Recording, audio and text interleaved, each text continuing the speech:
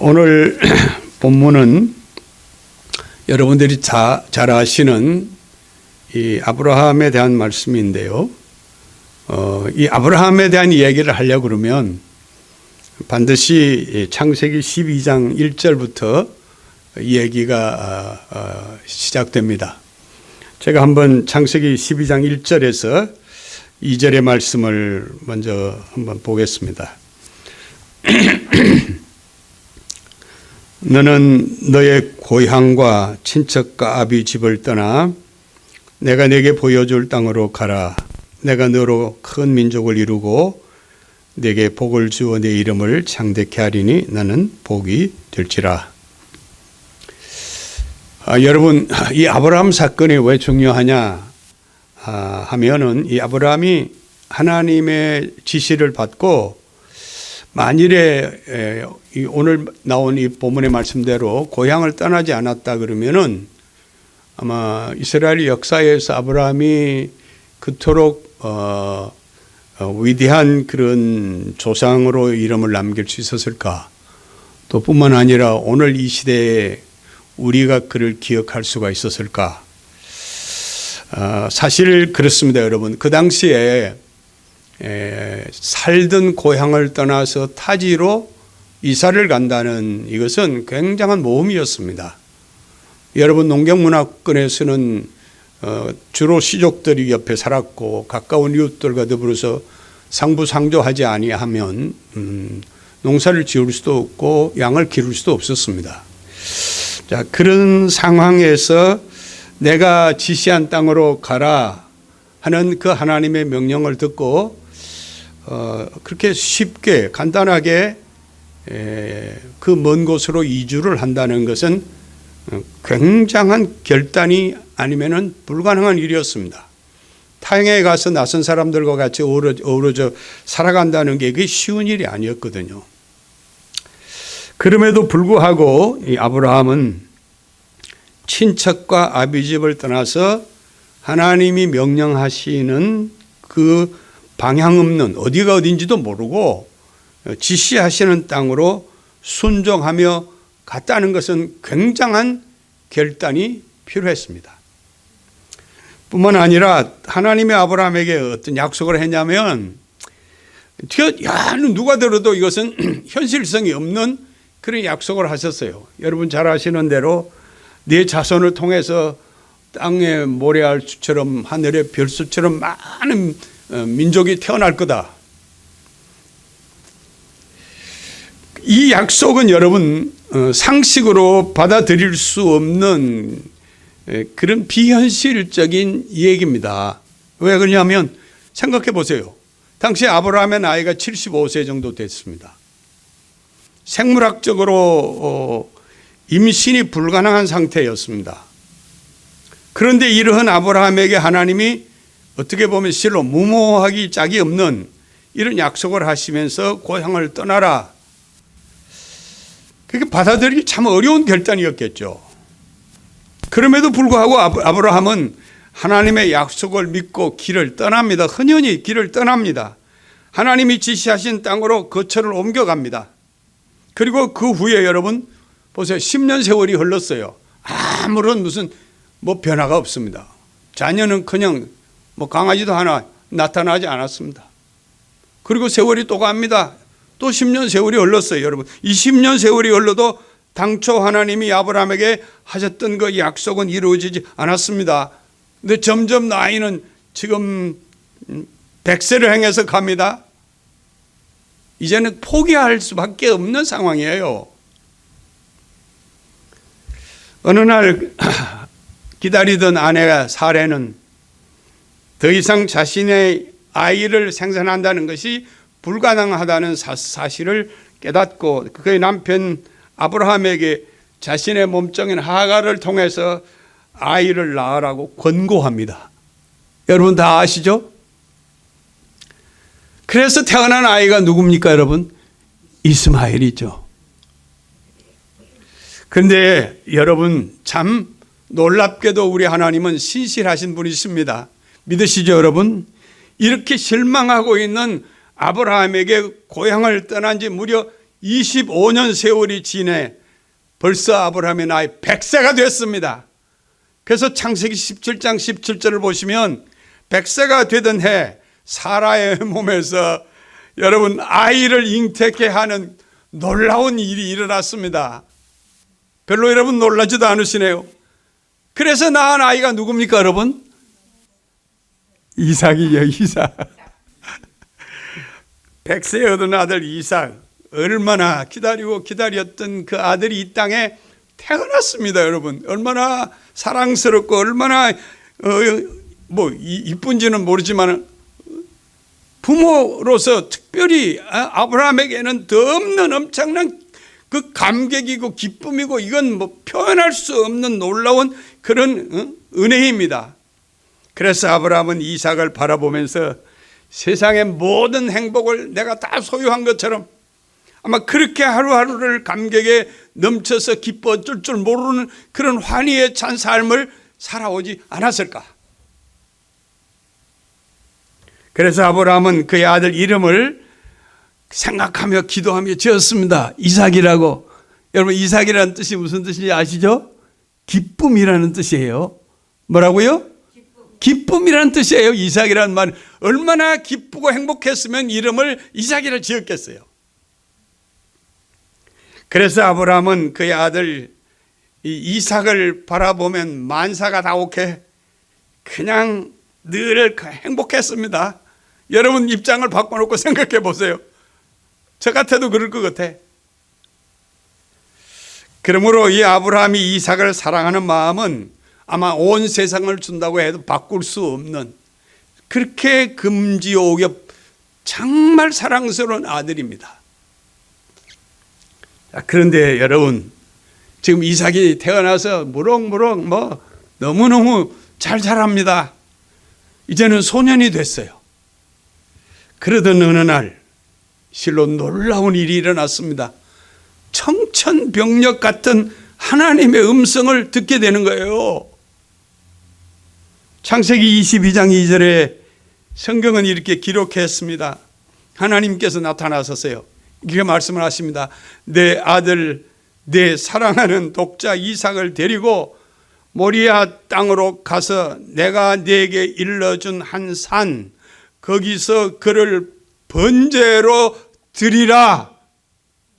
여러분 번제가 뭡니까? 태워서 제사를 드리라는 거예요. 그 사랑하는 아들 이삭을 하나님이 번제로 드리라는 거예요.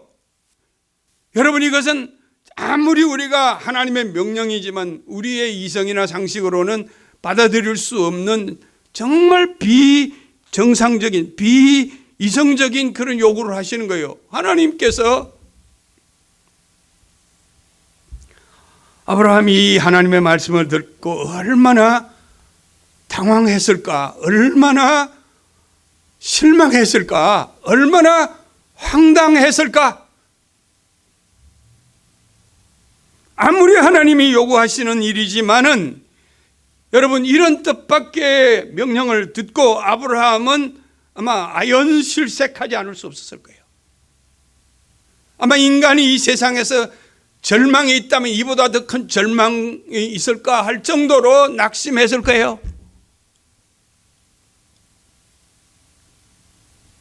아마 이성이 마비될 정도로 아마 그날 그 명령을 듣고 아브라함이 밤을 지새우면서 슬픔에 잠겨서 어떻게 하면 좋을까 아마 얼마나 많은 고민을 했을까. 충분히 가능하죠? 왜 하나님은 아브라함에게 이러한 무리한 요구를 하셨을까? 우리가 성경에 기록된 본문을 좀 유심히 살펴보시면 하나님께서 아브라함에게 이렇게 말씀을 하십니다. 잘 보세요 여러분. 내 아들 내 사랑하는 독자 이삭을 데리고 모리아 땅으로 가서 하고 말씀하실 때 보세요. 그냥 내 아들 이삭을 데리고 그렇게 말씀하지 않고 여기 유심히 보시면 한번 여러분 따라하세요. 내 아들 내 사랑하는 독자 이삭. 뭐라고요? 내 사랑하는 독자 이삭. 이렇게 말씀하신 것은 다분히 의도적인 것이 분명합니다. 하나님이 왜 여기 이렇게 형용사를 붙여서 내 사랑하는 독자 이삭을 데리고 가라 그랬을까? 그냥 내 아들을 데리고 가라 그러지 않고 내 사랑하는 독자 이삭을 데리고 가라 그렇게 말씀하신 이유는 분명히 의도된 하나님의 어떤 의도가 여기에 숨겨져 있습니다. 그동안 아브라함이 아마도 이삭을 너무 사랑한 나머지 이 이삭 생각만 하고 하나님께 대해서는 좀 소홀히 했던 것 같아. 우리 성경에는 뭐 그런 얘기는 전혀 언급하지 않습니다만은 우리가 충분히 그런 가능성, 그런 걸 추정해 볼 수 있습니다. 너무 아들이 귀우니까, 너무 귀하니까 하나님은 여벌로 생각하고 그냥 아브라함은 그동안에 이삭만 생각하고 있었던 게 아닌가? 가능하지요, 여러분?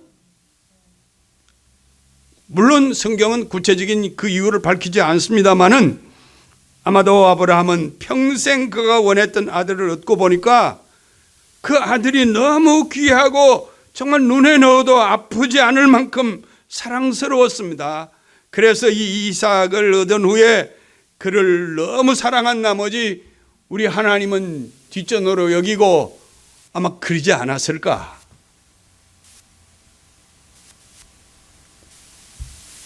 여러분, 우리가 무언가를 사랑하게 되면 그것이 뭐 사람이든 물건이든 돈이든 명예든 어떤 자신이 좋아하는 것이 나타났을 때 그것에 우리 모두 대체로 집착하게 됩니다. 물론 사랑하게 되면 집착하게 되죠. 여러분, 내가 뭔가 좋아하는 게 있으면 그에 대한 집착하는 마음이 생기죠. 근데 그 집착이 없는 사람이 내가 좋아하는 거 있는데 관심하고 그것 때문에 늘 고민하고 그걸 갖기 위해서 관심하는 거, 집착하는 거, 그건 누구나 다 그럴 수 있습니다. 그런데 그것이 진정한 사랑인지에 대해서는 우리가 한번 깊이 자문해 볼 필요가 있습니다. 왜냐하면 그것이 사랑의 가면을 쓴 욕망일 수도 있기 때문에 그래요. 여러분, 하나님이 우리에게 요구하시는 것은 이런 작은 집착을 뛰어넘는 전적인 사랑을 우리에게 요구하신다는 것 믿으시기 바랍니다. 예? 여러분, 우리 예수님께서도 잘 아시는 대로 누가복음 9장을 보시면 예수님께서 설교를 하셨어요. 날 따르라. Follow me, 나를 따르라. 설교를 하셨을 때 어떤 사람들이 그 말씀을 듣고 주님을 따라야겠다 하는 아마 결심을 했던 것 같아요. 그래서 예수님에게 이렇게 말합니다. 주님, 제가 주님을 따르고 싶은데 집안의 아버지가 갑자기 세상을 떠났습니다. 그러니 초상 치르고 내가 주님을 따르면 안 되겠습니까? 하고 이렇게 여쭈었어요. 그랬더니 여러분, 누가복음 9장 60절에서 62절의 말씀입니다. 예수님이 이렇게 말씀하세요. 이르시되 죽은 자들로 죽은 자들을 장사하게 하고 너는 가서 하나님 나라를 전파하라. 또 다른 사람이 이르되 주여 내가 주를 따르겠나이다. 마는 나로 먼저 내 가족을 작별하게 허락하소서. 그런데 이렇게 여러분, 이렇게 예수님에게 말씀을 드렸더니 62절의 말씀을 보니까 이렇게 기록되어 있어요. 성경은 예수께서 이르시되 손에 쟁기를 잡고 뒤를 돌아보는 자는 하나님 나라에 합당하지 아니하니라 하시니라. 이게 무슨 얘기입니까, 여러분? 이 예수님의 말씀을 들으면 야, 이거 너무하신 거 아닌가? 아니, 아버지가 지금 세상을 떠났다는데 초상은 치르고 와야지. 그것마저도 우선순위에서 아니야, 나를 먼저 따라야 돼.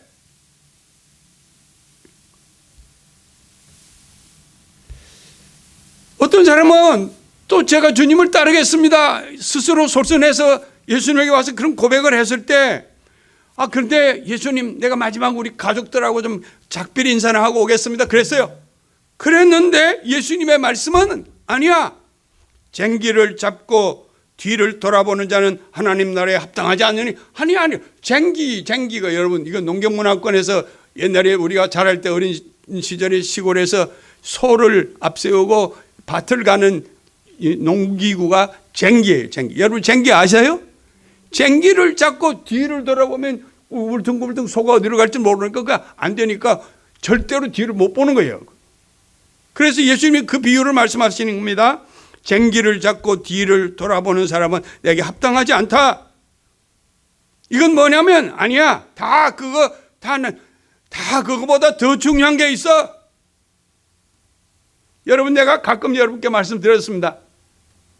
이 세상에는 중요한 일도 있고 급한 일이 있어요. 우리는 자주 급하다는 이유 때문에 중요한 것들을 뒤로 미루는 경우가 허다합니다. 그러나 사실 아무리 급해도 여러분 중요한 것보다 중요한 것은 없습니다.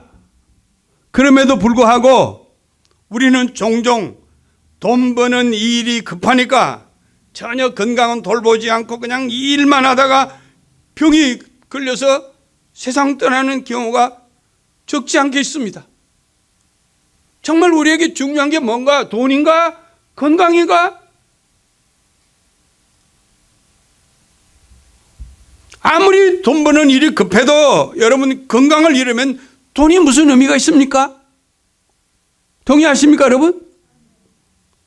그뿐은 아닙니다. 여러분 바빠서 시간 없어 교회 못 갑니다 그러는 사람 많아요. 사랑하는 여러분, 우리는 살아가면서 우리 인생에 무엇이 중요한 것인가를 깊이 생각하면서 우선순위를 바로 세울 수 있는 지혜가 필요합니다. 아무리 급해도 중요한 것보다는 더 중요한 게 없습니다. 맞아요, 여러분? 예수님은 우리에게 급한 것과 중요한 것을 바로 선택하라는 거예요. 아까 그 말씀은 우리가 주님을 사랑하는 것은 어떤 경우에도 절대적으로 우선순위를 바꾸면 안 돼요. 어떤 것도 주님을 후순위에 두면 그것은 하나님이 싫어하신다는 것. 제가 오늘 이 강단을 떠나면서 여러분에게 마지막으로 부탁하는 겁니다, 여러분. 어떤 경우에도 예수님을 먼저 따라가야 한다는 겁니다. 믿습니까? 예수님은 나를 따르려면 가족도 버려야 한다. 너무 극단적인 것 같아도 우리가 신앙생활을 하는 것은 우선순위를 바르게 하는 겁니다. 세상에 아무리 중요한 것이 있어도 예수님보다 더 중요한 게 없다는 것을 강조하는 겁니다. 이런 모든 교훈은 우리가 하나님 외에 그 어떤 것도 집착하는 것을 경계하라는 말씀이에요. 그래서 하나님은 아브라함의 아킬레스건은 이삭임을 아시고 그걸 찔른 거야. 우리가 뭔가를 지나치게 애착을 갖거나 그것을 틀어지고 있을 때 하나님은 그거 좋아하지 않으신다는 거 여러분 믿으시기를 바랍니다. 그래서 하나님은 아브라함이 아들 이삭에게 그렇게 지나치게 집착하고 있는 것을 아시고 그에게 뭔가를 경고하고 싶으셨던 거예요. 물론 하나님도 아브라함이 이삭을 사랑하는 거 그거 뭐 여러분 부모가 아들을 사랑하는 건 누구나 다 당연한 일이죠. 그걸 나무란 거 아닙니다. 근데 당연지사죠. 우리가 우리의 손주를, 우리의 아들을, 우리의 딸을 사랑하는 마음 누구에게나 다 그건 당연히 해야 할 일이죠. 그럼에도 불구하고 왜 아브라함이 아브라함에게 이삭을 하나님은 아브라함에게 이삭이 이토록 집착하는 것을 끝까지 지켜보지 못했던 이유가 뭘까? 그걸 우리가 여러분 여기서 깊이 봐야 됩니다. 아무리 아들이 좋아도 하나님보다도 그 아들을 더 사랑하는 것은 하나님이 싫어하신다는 거야. 그것이 무엇이든 여러분 하나님보다 더 사랑하는 것 하나님은 질투하십니다. 여러분 아시다시피 출애굽기 20장 5절에 보시면 여호와는 질투하시는 하나님이래요. 왜? 하나님이 뭐 질러서 하는 이유가 여러분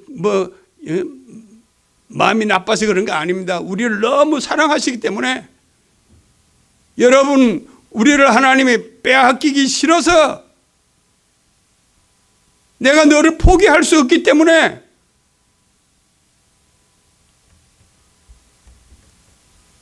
그래서 십계명에 보면 제1계명이 뭡니까? 여러분 아시던 대로 너는 나 외에는 다른 신을 두지 말라. 이 명령을 들은 아브라함 고민 끝에, 아마 그는 영민한 사람이기 때문에 많은 갈등을 하면서도 이 하나님의 말씀을 듣고 그는 눈치챘습니다. 그동안 내가 잘못 판단하고 내가 잘못했구나 하는 것을 스스로 자성하기 시작했습니다. 깨닫기 시작했습니다. 그동안 아들을 주신 하나님보다는 이삭에게만 너무 정신 뺏기고 하나님께 자신이 소홀했던 것을 스스로 반성하기 시작했습니다. 그래서 아브라함은 지체하지 않고 꼭두 새벽에 일어나 나귀 한 장을 지우고 두 종과 그의 아들 이삭을 데리고 번제에 사용할 나무를 쪼개어서 나귀 등에 싣고 하나님이 지시하신 곳으로 갑니다. 이때 아브라함은 누구에게도 자신이 지금 직면하고 있는 이 현실적인 고민을 말하지 못하고 혼자만 가슴앓이를 하면서 그의 아내 여러분 사라에게도 그 비밀을 말하지 않았습니다. 그러니 그 고통이 얼마나 컸을까요? 쇠렌 키엘케고르라고 하는 덴마크의 유명한 신학자며 철학자가 있습니다. 이분이 쓴 책 속에 공포와 전율이라는 책이 있어요. 그는 이 책에서 이렇게 말합니다. 하나님이 종종 우리에게 우리가 전혀 이해할 수도 동의할 수도 없는 비합리적이고 부조리한 것을 요구하실 때가 있다. 여러분 저 말을 한번 깊이 음미해 보시기를 바랍니다. 하나님이 종종 우리에게 전혀 이해할 수도 우리가 동의할 수도 없는 너무나 비합리적이고 부조리한 것을 우리에게 요구하실 때가 있다 그 말이에요. 우리가 살아가면서 늘 우리 일상에서 경험하는 일들 중에 하나님이 어떻게 이렇게 하실 수 있을까? 아마 여러분 살아오시면서 많은 그런 경험을 다 하신 줄로 압니다. 아니 아까도 제가 말씀드렸어요. 어떻게 하나님이 주실 때는 언제고 다 자라서 이렇게 벌써 소년이 된 그 이삭을 달라고 하시면서 그걸 심지어 목을 쳐서 번제까지 드리라고 하시는 이건 상식 밖의 요구를 하실까? 그러므로 여러분 우리가 믿음으로 가는 길에는 이성이나 합리적인 사고로는 정말 받아들일 수 없는 것들이 적지 않습니다. 우리가 예수를 믿으면서 때로는 정말 이해되지 않는 일들이 얼마나 많은지 모릅니다. 하나님이 계시다면 어떻게 나한테 이렇게 하실 수 있을까? 여러분 다 그런 경험해 보셨죠? 아브라함은 하나님의 명령을 듣고 얼마나 많은 고뇌의 찬 나날을 보냈을까? 그는 고민 끝에 더 이상 거절할 수 없는 하나님의 요구를 들어드리기 위해서 사랑하는 아들 이삭을 데리고 모리아 산으로 오르면서 여러분 무슨 생각을 했을까? 아마도 그 회한이 적지 않았을 겁니다. 정말 원망의 마음이 얼마나 컸겠어요. 근데 성경에는 물론 그런 심리적인 진단을 전혀 우리에게 밝히지 않습니다. 그런데 여러분 이 상황에서 아브라함의 그 고뇌를 충분히 상상해 보지만 한편으로는 우리가 이런 생각도 해볼 수 있습니다. 아브라함이 혹시 이런 생각을 하지 않았을까? 100세가 되어 전혀 생산이 불가능했던 그 몸에서 아들을 주신 그 전능하신 우리 하나님이 지금 내가 당면하고 있는 이 일을 통해서 뭔가 기적 같은 일을 이루지 않으실까 하는 그런 기대도 그에게 없지 않을 수도 있다는 거예요. 그래서 이 사건이 있은 후에 먼 훗날 2000년의 역사가 흐른 후에 여러분 로마서 4장 20절에서 21절까지 보면은 바울이 이렇게 기록을 남겼습니다. 잘 보세요, 여러분. 그는 즉 아브라함입니다. 아브라함은 하나님의 약속을 믿고 의심하지 않았습니다. 오히려 그는 믿음이 굳세어져서 하나님께 영광을 돌렸습니다. 그는 하나님께서 스스로 약속하신 바를 능히 이루실 것이라고 확신하였습니다. 여러분, 이게 무슨 얘기냐면 바울이 아브라함을 재해석하는 거예요. 그 당시의 상황을 바울은 바울 나름대로 이렇게 재해석하는 거예요. 이 본문을 보면 바울 사도가 당시에 아브라함이 이삭을 번제로 드리라는 이 하나님의 말씀에 순종한 것은 전적으로 하나님을 신뢰하였기 때문이라 하는 사실이에요.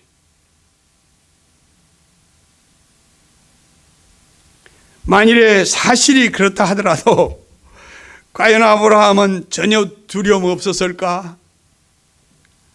그 사랑하는 아들 이삭의 등에 장작을 지우고 모리아 산으로 향해 가고 있을 때 과연 정말 마음이 편했을까? 아마도 엄청난 갈등이 있었을 겁니다. 뭐 두말할 여지가 없죠. 자, 여러분, 이제 아브라함에게는 순종을 시험하는 마지막 결정적인 순간이 찾아왔습니다. 아브라함은 어떻게 했을까? 보세요, 여러분. 본문엔 창세기 22장 오늘 읽은 9절부터 10절의 말씀 잘 보세요, 여러분. 하나님이 그에게 일러주신 곳에 이른지라 이에 아브라함이 그곳에 제단을 쌓고 나무를 버려놓고 그의 아들 이삭을 결박하여 제단 나무 위에 놓고 손을 내밀어 칼을 잡고 그 아들을 잡으려 하니, 여러분, 이 지금 상황을 상상해 보시기를 바랍니다. 아무리 그렇더라도 어떻게 아비가 아들을 칼로 죽일 수 있단 말입니까? 가능한 일입니까, 여러분? 그럼에도 불구하고 아브라함은 지체하지 않고 그의 손에 아들을 죽이기 위해서 칼을 들었습니다. 그런데 바로 그 순간 하늘에서 하나님의 음성이 들려왔습니다. 따라하세요, 여러분. 아브라함아, 아브라함아. 뭐라고 말씀하실까? 이때 아브라함의 반응을 주목해 보세요. 아브라함은 그 부르시는 하나님의 음성을 듣고 이렇게 적극적으로 반응합니다. 주여, 내가 여기 있습니다. 뭐라고요? 주여, 내가 여기 있나이다. 이런 반응을 보입니다. 아마도 아브라함은 초조한 마음으로 혹시나 하나님이 뭔가 어떤 특단의 대책을 세우시지는 않을까 하는 그런 기대를 하고 있었는지도 모르죠. 왜냐하면 기다렸다는 듯이 적극적인 반응을 보인 것을 보면 아마 충분히 그럴 수 있는 개연성이 있습니다. 그렇기 때문에 얼른 주님, 내가 여기 있습니다 하고 대답하지 않았을까? 자, 그런데 여러분, 그렇게 하자 하나님은 그에게 이렇게 말씀을 하세요. 아브라함아, 아마 부르셨겠죠. 그리고는 그 아이에게 손을 대지 말라. 내가 내 아들 내 독자까지 내게 아끼지 아니하였으니 내가 이제야 내가 하나님을 경외하는 줄을 아노라. 뭐라고요? 내가 하나님을 경외하는 줄을 아노라. 경외라고 하는 말은 무슨 뜻인지 여러분 아시죠? 전심으로 하나님을 두려워하며 신뢰하는 마음을 경외하는 마음이라고 그러는 거예요. 여러분에게 그 경외하는 마음이 있습니까? 아브라함은 그 시에 반응하기를 하나님을 정말 신뢰하는 마음으로 아들 이삭을 죽이려고 하는 그 순간 하나님은 알아보셨어요. 야, 이 아브라함이 정말 나를 전적으로 신뢰하는구나.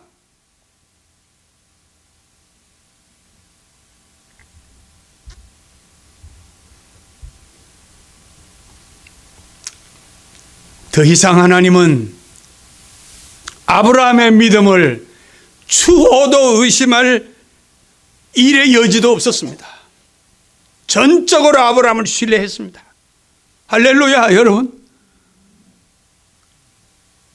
그런 아브라함의 행동을 보신 하나님은 더 이상 아브라함에 대해서 추호의 의심의 여지 없이 그를 신뢰했습니다. 하나님께서 이렇게 아브라함을 그동안에 거칠게 다루신 것은 아무리 믿음이 좋은 사람도 여러분 시련을 당하지 않으면 깨닫지 못하는 경우가 많아요. 아브라함은 자신도 모르게 하나님이 주신 이 이삭을 하나님보다 더 사랑하고 있었다는 사실을 자신도 몰랐을 거예요. 그러므로 이 시험이 아브라함에게는 말할 수 없는 고통이 따랐지만은 결과적으로는 축복과 안전을 위한 최선의 선물이요 은혜였음을 깨달았습니다. 맞습니까, 여러분? 우리가 여러분 예수 믿으면서 자주 경험하는 비밀은 우리가 당하는 모든 사건에는 그것이 불행한 일이든지 아니면 좋은 일이든지 후에 알고 보면 하나같이 하나님이 은혜로 개입하셨다 하는 걸 깨닫게 돼요. 여러분 중에 뭐 다 저를 대체로 다 잘 알고 계시지만은 저 역시 지금까지 살아오면서 정말 감내하기 쉽지 않을 만한 어려운 일들이 적지 않았습니다. 그동안 내가 여러분께 누차 말씀드린 대로 딱 지금부터 5년 전에 제가 암 선고를 받고 투병을 하면서 내 인생에 가장 아픈 세월을 살았습니다. 그동안에 많은 생각을 하게 해주셨고 나를 돌아보는 절호의 기회였습니다. 절대로 이유 없이 시련을 주시지 않으십니다. 믿으시면 여러분 아멘 하시길 바랍니다. 하나님은 궁극적으로 우리를 사랑하신다는 사실을 깨닫습니다. 믿습니까, 여러분? 지금 생각해 보니 희망이 단절되고 죽음의 사선을 넘어야 하는 그 극한적인 절망 가운데 하나님은 이제 생각해 보니 여전히 함께 하셨다는 것을 깨닫고 그것이 은혜임을 알게 됐습니다. 사랑하는 여러분, 우리가 이 아브라함 사건을 통해서 오늘 우리에게 주시는 이 하나님의 경고의 메시지는 하나님보다 그 어떤 것도 우선을 두지 말고 어떤 경우에도 하나님만 신뢰하라는 거예요. 맞습니까, 여러분? 우리가 지금 신앙생활하고 있지만은 나도 알지 못하는 사이에 하나님보다 세상의 그 어떤 것들을 우리가 사랑하고 거기에 목매고 거기에 집착하는 경우가 허다합니다. 시련을 당하지 않고는 그걸 깨닫지 못해요. 아브라함도 몰랐습니다. 자기가 하나님보다 이삭을 더 사랑하고 있다는 것을 깨닫지 못했습니다. 여러분에게는 하나님보다 더 사랑하는 것이 없을까? 한번 오늘 이 시간에 깊이 돌아보세요. 아브라함은 아주 현명한 사람이었기 때문에 자신의 실수를 얼른 알아차리고 비록 하나님의 요구가 인간적으로는 매우 부당하다는 생각을 할 수도 있었겠지만 그럼에도 불구하고 자신이 한 실수를 자각하고 하나님께 대해서 순종할 그런 의지를 갖게 됐다는 것은 아무나 할 수 있는 결단은 아니었겠죠. 결국 아브라함이 이삭의 목에 칼을 들이댈 때 여러분 수풀에 뿔이 걸린 순양이 아브라함의 눈앞에 보였습니다. 소름 끼치는 드라마죠. 제렌 키엘케고리라고 하는 사람, 앞서 내가 소개했던 이 학자는 이 모리아 사건을 재미있게 각색했습니다. 아브라함이 칼을 들고 아들 이삭을 향해 목을 치려 할 순간 그 장작더미 위에 몸이 꽁꽁 묶여 떨고 있던 아들 이삭이 외마디로 아버지 아브라함에게 부탁합니다.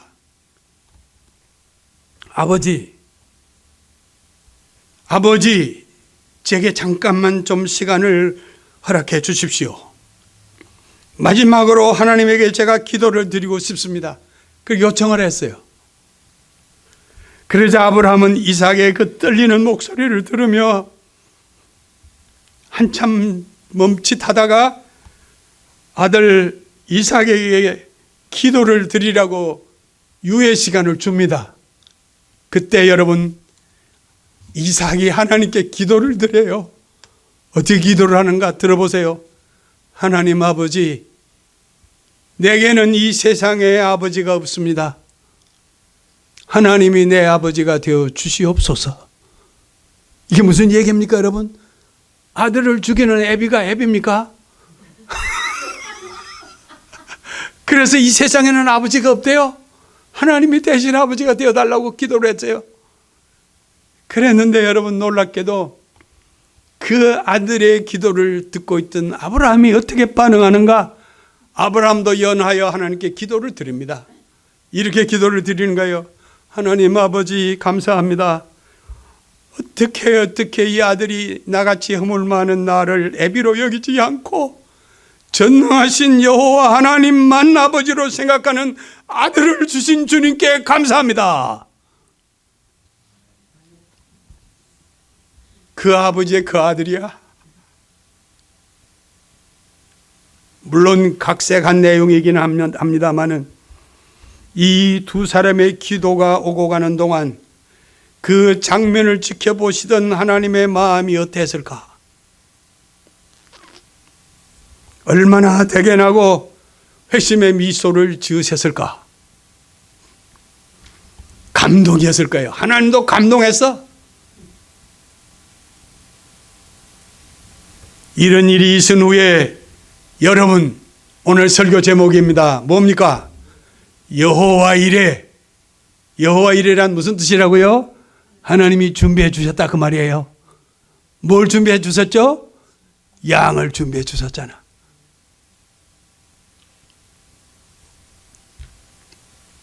수풀에 걸린 순양을 끌어다가 제단 위에 놓고 그의 목을 쳐서 하나님께 제사를 드렸습니다.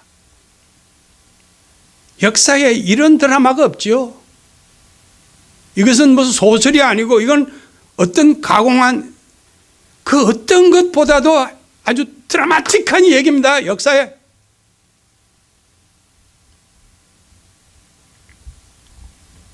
사랑하는 여러분, 우리는 하나님을 믿으면서 하나님보다 더 사랑하는 것이 있어서 하나님을 후순위로 밀어내는 일이 없기를 바랍니다.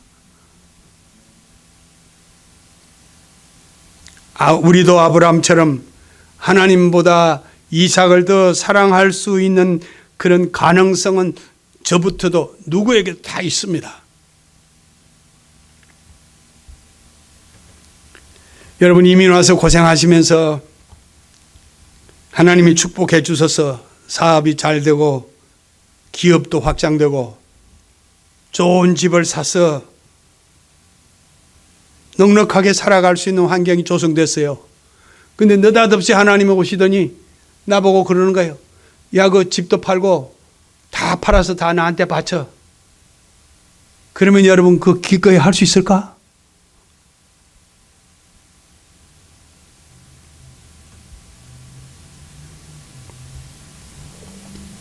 아무리 내게 소중한 것이 있어도 그것이 무엇이든지 하나님보다 더 사랑하는 것은 우상입니다. 좀 여러분 마음이 무겁겠지만은 모든 우상은 우상에 불과합니다. 그것이 자녀이든 그것이 물질이든 그것이 무슨 명예든 그것은 다 수명이 제한되어 있습니다. 언젠가는 다 소멸될 것들입니다. 우상은 일시적인 환상에 불과한 신기루와 같은 겁니다. 이삭은 결코 하나님을 대신할 수 없습니다. 그러므로 이삭을 제물로 바치지 않는 한 우리는 진정한 여호와 일에, 다시 말하면 하나님이 지켜주시는 안전을 보장받을 수가 없습니다. 사랑하는 여러분, 제 말씀을 맺겠습니다. 우리가 명심해야 할 것은 우상은 가짜 신이에요. 그것은 다 유사신이에요. 그것에 무슨 힘이 있는 것 같고 능력이 있는 것 같아도 절대로 그 모든 것들은 우리를 실망시키고 맙니다.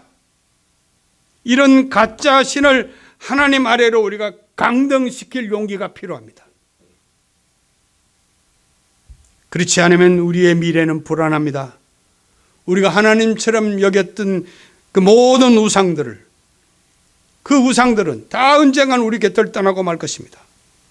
그러므로 우리가 하나님을 경외한다면 하나님을 제일 우선순위로 두고 살아야 되지 않겠습니까? 동의하십니까, 여러분? 나는 절대로 그런 일이 없을 거라 장담합니까? 아니, 아브라함과 같은 신실한 사람도 실수를 범했어요. 우리 예수님도 하나님의 부르심을 받고 십자가를 앞에 놓고 처절하게 씨름을 하셨습니다. 누가 봐도 여러분 상식도 아니고 죽어야 할 이유도 없었던 일이었습니다. 그래서 얼마든지 하나님께 항변할 수도 있었습니다. 그래서 겟세마네 동산에서 땀방울이 핏방울이 되도록 막 고민하시며 그 선잔을 피하게 해달라고 기도까지 드렸습니다. 그러나 보세요, 여러분, 우리 주님은 끝까지 순종하면서 그 갈보리는 여러분 이삭을 제물로 드렸던 모리아산입니다. 그 모리아산에서 십자가를 지셨어요. 우리는 왜 하나님이 종종 우리에게 어려운 일, 나쁜 일을 허락하시는, 왜 그러는지 알 수는 없지만은 그럴 때일수록 여러분 잘 들으세요. 흔들리지 말고 하나님의 요구가 좀 부당한 것 같아도 순종하시면 현실적으로 엄청난 손해와 희생이 따를지 모르지만 결국은 여호와 일의 사건을 경험하게 될 줄로 믿습니다. 믿습니다, 여러분. 제 오늘 이 마지막 설교 여러분 평생 잊지 말고 잘 기억하세요. 하나님만 사랑하십시다. 믿으십니까? 기도합시다. 하나님, 세상 사는 동안에 저희들이 때때로 너무나 어리석어서 믿는다고 하면서도 하나님보다는 세상에 있는 것들을 사랑할 때가 너무너무 많았습니다.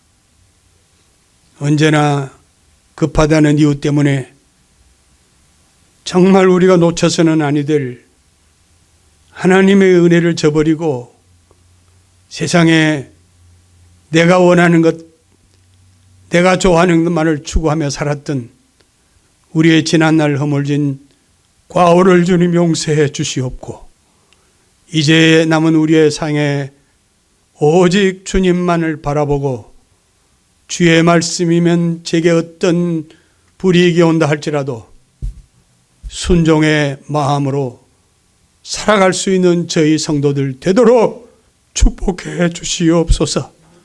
그래서 흔들림 없이 아브라함과 같이 오직 믿음으로 순종으로 살아갈 수 있는 저희 모든 그루터기 교회 성도들 되도록 축복해 주시옵소서. 예수님의 이름으로 기도하옵나이다. 아멘.